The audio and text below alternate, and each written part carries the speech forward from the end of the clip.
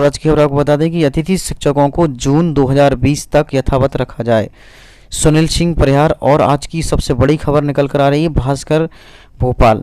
अतिथि शिक्षक समन्वय समिति के प्रदेश अध्यक्ष सुनील सिंह परिहार ने मुख्यमंत्री श्री शिवराज सिंह चौहान जी से कहा है कि अतिथि शिक्षकों को कार्यकाल को जून 2020 तक बढ़ाने का मानदेय का भुगतान करवाने का निवेदन किया है। और उन्होंने कहा है कि बहुत से प्राचार्य और जिला शिक्षा अधिकारी अतिथि शिक्षकों को मार्च और अप्रैल का वेतन नहीं बना पा रहे हैं और इसलिए विभाग की तरफ से अतिथि शिक्षकों को मार्च और अप्रैल का मानदेय देने के लिए आदेश जारी अत्यंत आवश्यक हैं।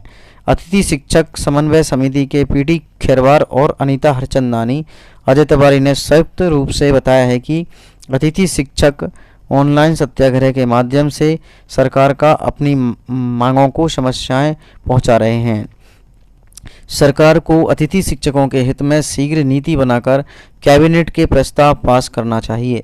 और कार्यकारिणी अध्यक्ष आयुषी तिवारी और मयूरी चौरसिया ने बताया है कि कोरोना की आपदा में अतिथि शिक्षक के मास्क बनाकर और भोजन करवाकर गरीब लोगों की मदद कर रहे हैं।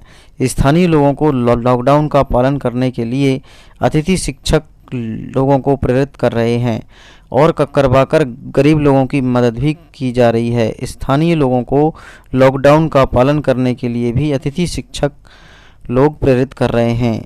दोस्तों, अगर वीडियो अच्छा लगा तो वीडियो को लाइक करें, शेयर करें, कमेंट्स करें।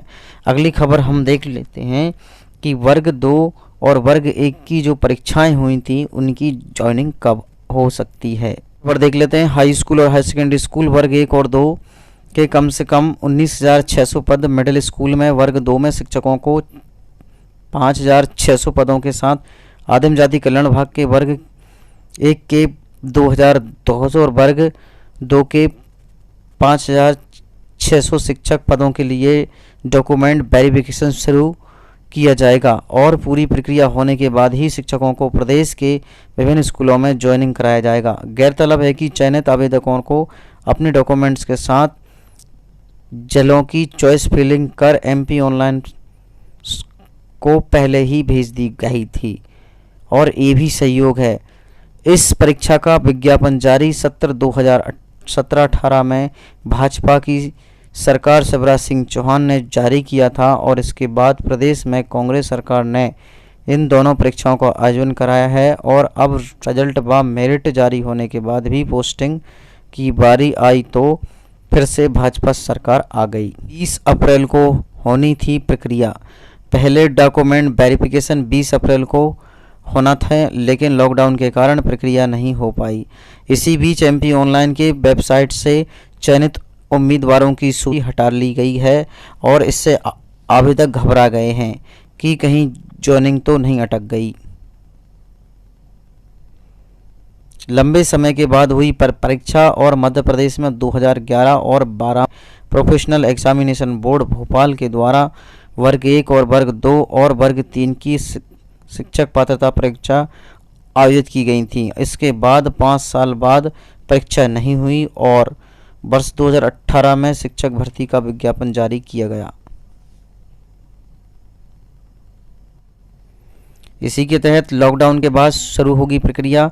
लॉकडाउन का खास खत्म होते ही शिक्षकों के डॉक्यूमेंट्स वेरिफिकेशन शुरू किए जाएंगे और एमपी ऑनलाइन में चयनित आवेदकों की लिस्ट भी अपलोड कर दी जाएगी। शिक्षकों की भर्ती प्रदेश भर के स्कूलों के खाली पदों की पोस्टिंग की जाएगी।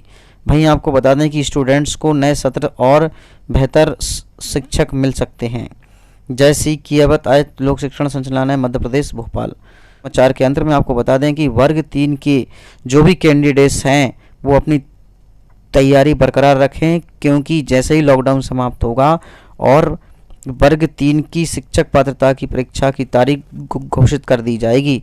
अपनी तैयारी अच्छे से रखना, परीक्षा कभी भी हो सकती है, तो अपनी तैयारी में जुटे रहें और वर्ग 3 का पेपर होगा तभी जाके ज्वाइनिंग होगी और तभी जाके वर्ग 1, 2, 3 ज्वाइन कर पाएंगे। जय हिंद।